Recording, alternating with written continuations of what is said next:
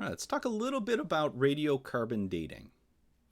So this has to do with this carbon-14 radioactive isotope of carbon, and then also there's carbon-12, which is a non-radioactive isotope of carbon. And the way this radiocarbon dating works is we can use it to date kind of when a living organism died. And that organic matter, we can figure out how long it's been around. So how it actually works is, let's suppose that we have this living organism, this living plant.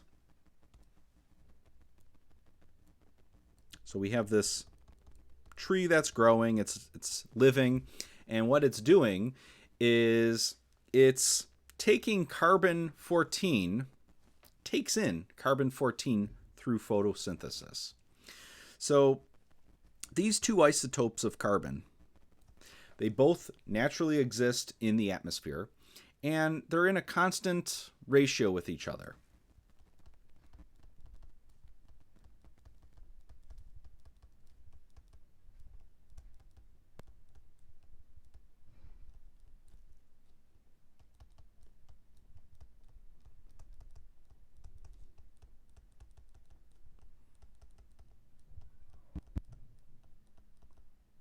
All right, so we have these two carbon isotopes that just naturally occur in the atmosphere. One of them is radioactive, the other one is not. And so we have all of this, and it's in a constant proportion to each other. So we have these living organisms. So we have a plant, say, that is naturally taking in carbon-14 through photosynthesis. And what happens is that carbon-14 just becomes part of the plant matter then. And then over time, as this living organism, it's still living, this carbon-14 decays. But what happens is this carbon-14 decays, but then new carbon-14 is replenished as that photosynthesis continues. And so what happens is, as this living organism just keeps on living, some of the carbon-14 is decaying, and then it's taking in new carbon-14, and they effectively start balancing each other out. And so what happens is this living organism essentially has a constant level of carbon-14 in it as it's living. So, part of the carbon-14 is decaying, and then some new carbon-14 is coming in through photosynthesis to replenish it. So it receives this, eventually some kind of equilibrium is achieved, and we're at a constant level of carbon-14. That's while it's living. What happens then? Eventually the leaves turn red, and the plant material, the plant dies. So once the plant is dead, it's no longer taking in new carbon-14. So photosynthesis is stopped. It's not taking in carbon-14. The carbon-14 that was there continues to decay, but because the photosynthesis is stopped, the carbon-14 is no longer being replenished.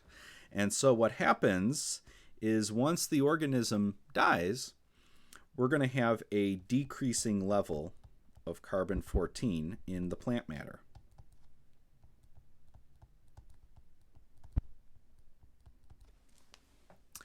And so this gives us a way to kind of date when a living organism existed, when a piece of plant matter, when it first, when it actually died. And so we can measure, by measuring the current level of carbon-14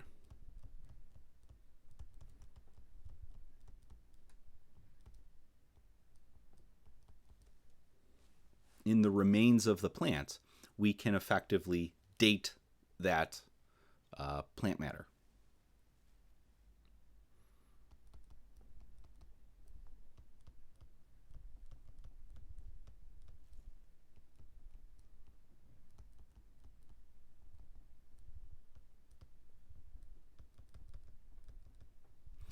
So by measuring the current level of carbon-14 in the remains of that organism, we can effectively say when it died.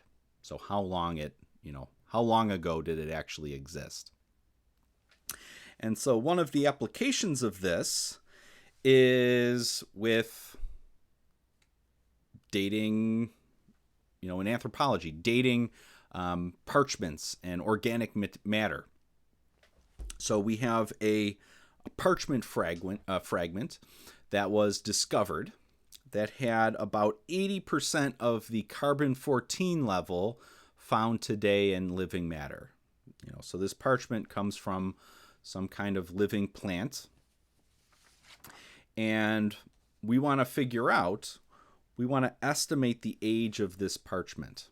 So this parchment here comes from some living organism, some plant matter, and so it has it naturally, when that plant matter first existed, it had naturally carbon-14 in it. And then once the plant was harvested and made into parchment, that carbon-14 then started, the carbon-14 levels started to decrease. And so what we want to do is we want to estimate the age of this parchment. And so essentially we want to find the time t such that P of t is equal to 80% of our starting population, or the starting amount of carbon-14. So P of 0 represents how much carbon-14 was originally in the plant matter when it first was living. And now we're to a point, some time has gone by, and now we're at a point where there's 80% of that original carbon-14. So 0.8 instead of percentage. We'll just use a decimal there, 0.8. So if we're looking at this, this represents the present amount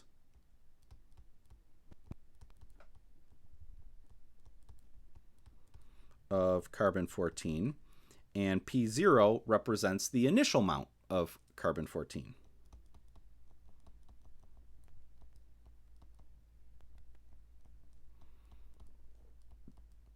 And what we're saying is, well, the initial amount was higher, and now the present amount is 80%, or 0.8 times the initial amount.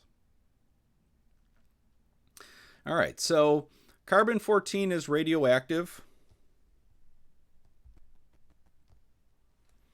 and so it's undergoing radioactive decay.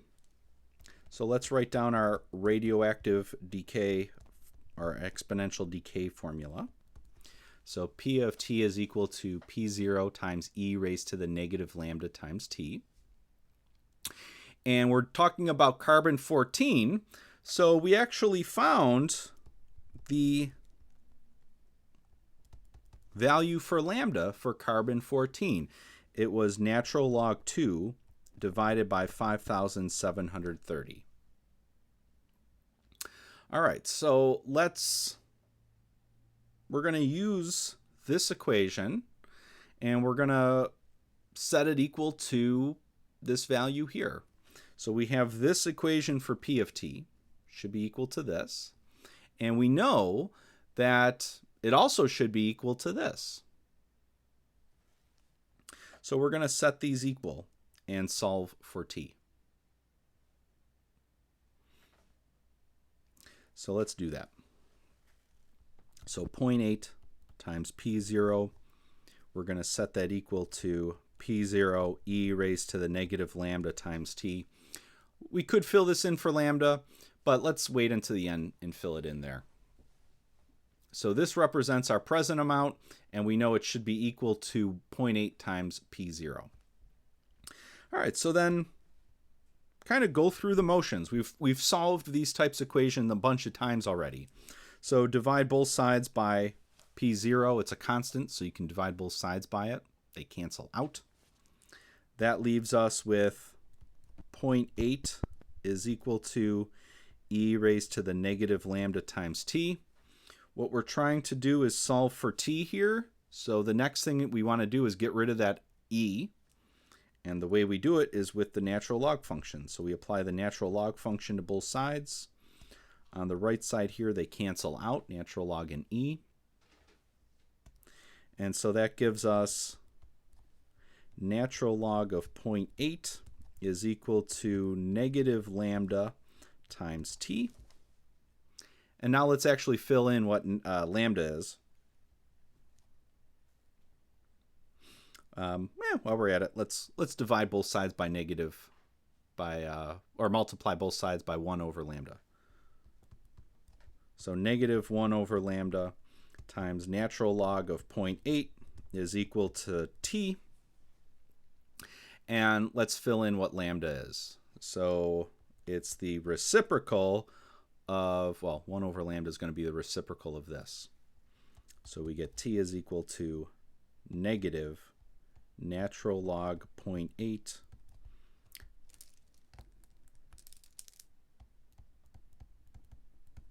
times 5,730 divided by natural log 2. So 1 over lambda, this is just the reciprocal. So just flip this fraction. And that's what we're putting here. And then I move the negative, put it in front. So you might be thinking, why is this t value going to be negative? Well, natural log of 0.8 is also going to be negative. So this term right here is actually double negative, so it's positive. And if we were to, so this is technically the exact value. And we don't want to forget the units. But what is this approximately equal to? Well, about 1,860. And so what were the units for time? So when we actually found this lambda value, the units for time here were in terms of 5,730 was in terms of years.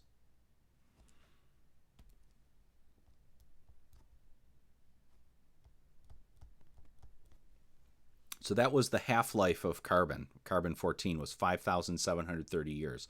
So the units for this term in the denominator is years. So when we actually look at the value for t here, this 5,730, the units are in the numerator, so this is going to be years. So what happened is this piece of parchment was a plant. Some point in history, it was living, so it was taking in carbon-14, and then approximately 1,860 years ago, the plant was harvested, turned into parchment, and this piece of paper has existed for 1,860 years, and over that amount of time, the amount of carbon-14 has decreased to about 80% of what a similar piece of plant material would have living today. So about 80% of the plant matter, or of the carbon-14 in that material, is still there. And so we can effectively figure out, well, when did that plant when was that plant actually living? Before it was either harvested or before it died or whatever. So approximately 1,860 years. Pretty interesting. All right, so that's going to do it for radioactive decay.